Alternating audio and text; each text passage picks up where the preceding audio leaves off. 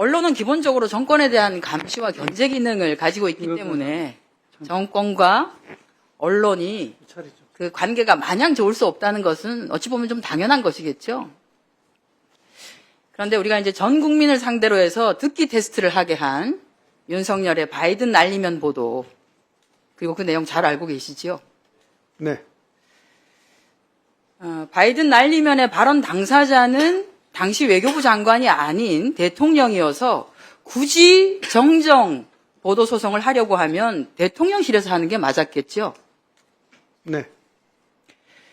그런데 외교부가 나선 것은 어찌 보면 대통령실로부터 팔 비틀려서 대리 소송에 나선 것 아닌가 그렇게 생각하는데 동의하십니까?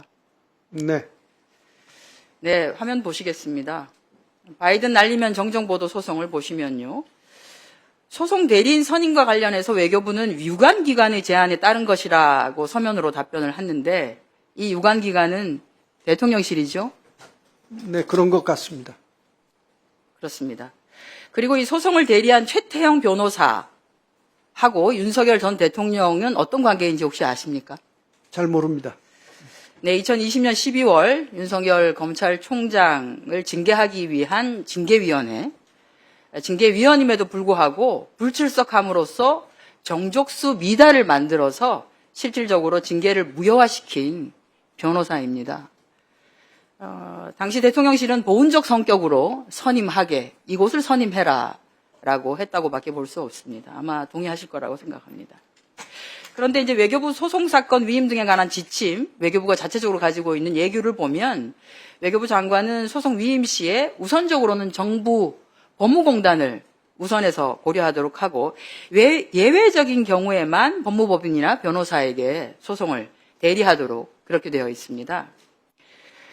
그리고 정부 법무공단이 아닌 다른 소송 대리인을 선임하는 경우에는 원칙적으로 경쟁 입찰 방식을 선택하고 아주 예외적인 경우에만 저렇게 수의 계약을 할 수 있도록 되어 있습니다. 이번 사안은 예외 사유를 쭉 이렇게 보면요. 특별한 사정이 있어서 경쟁 입찰을 적용하기 부적절한 경우에 해당하는 것으로 보이는데 그 특별한 사정이라는 것이 결국은 유관기관의 추천이 아니었겠나라는 생각을 합니다. 왜냐하면 1심 수임료가 3,630만 원이기 때문에 소송사건 수임료가 총 2천만 원을 넘어서 수의계약을 할 수 있는 조항에도 해당되지 않습니다. 아주 특별한 케이스죠. 그리고 그간에 있었던 외교부 소송 비용 현황을 이렇게 보면요. 지난 5년 동안 외교부가 유일하게 언론사를 상대로 한 소송은 이 바이든 날리면 관련 소송입니다. 그래서 소송 대리인 선임뿐 아니라 변호사에게 지급한 보수도 역대 최대 금액입니다. 1심 소송 대리 변호사에게 3,600만 원을 지급했는데요. 5년간 외교부 수임료 내역 중에 최고액입니다. 쭉 보시면 저렇게 나와 있습니다. 그런데 이제 이것도 문제가 되는 것이 국가소송을 수임하는 변호사에게 지급하는 보수는 국가를 당사자로 하는 소송에 관한 법률에 근거한 법무부 훈령이 있습니다. 이 훈령에 따르도록 되어 있는데요. 보수 800만 원과 사례금을 포함해서 최대 1,200만 원이 최대 1,200만 원이 적절하다라고 나와 있습니다.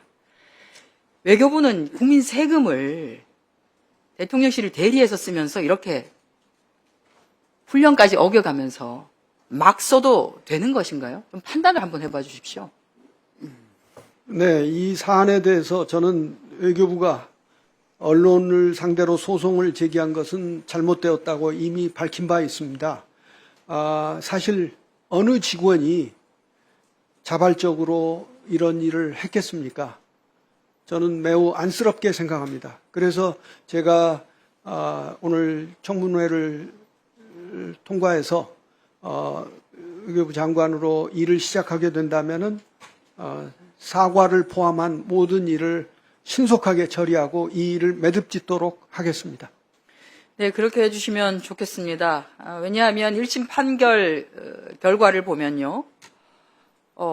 감정 불가라는 의견에도 불구하고 MBC가 허위 사실을 적시함으로써 원고인 외교부에게 피해를 입혔다면서 정정보도 청구를 인용했습니다. 이해가 안 가는 것이 대통령의 비속어 섞인 발언으로 해서 외교부가 입은 손해가 어떤 것인지 국민들이 납득할 수 없고요. 감정 불가인데 어떻게 저것이 허위 사실을 적시했다라고 하는 것인지도 이해할 수 없고요.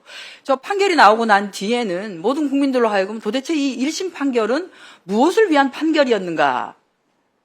라고 하는 궁금증만을 만들어낸 것입니다. 문제는 이것을 근거로 해서 방송통신위원회는 이른바 바이든 날리면 보도를 방송한 방송사를 상대로 징계 조치하고 수많은 언론인들에게 징계와 소송을 당하게 했습니다.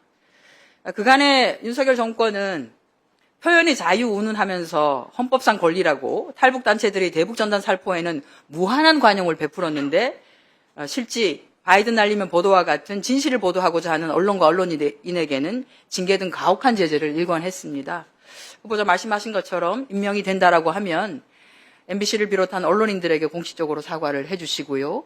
대국민들에게도 이런 것으로 불편함을 끼친 것에 대해서 외교부 수장이 되신다면 반드시 사과를 해주시기를 바랍니다. 네, 잘 알겠습니다.